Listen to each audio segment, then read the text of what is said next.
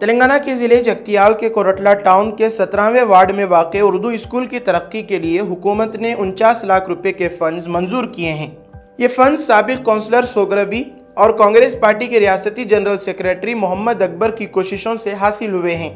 اس رقم سے اسکول میں لائبریری، انفراسٹرکچر اور دیگر سہولیات فراہم کی جائیں گی تاکہ طلباء کو بہتر تعلیمی ماحول مل سکے۔ اس کامیابی کے پیچھے جواجی نرسنگ راؤ، جواجی کرشنا راؤ اور کانگریس ٹاؤن صدر تروملا گنگادھر کا اہم کردار رہا۔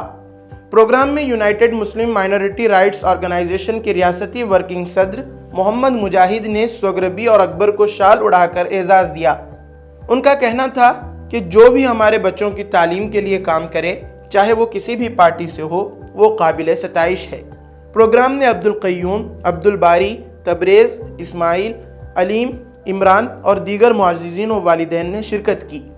یہ اقدام کورٹلہ کے اردو طلباء کے روشن مستقبل کی جانب ایک مضبوط قدم ہے۔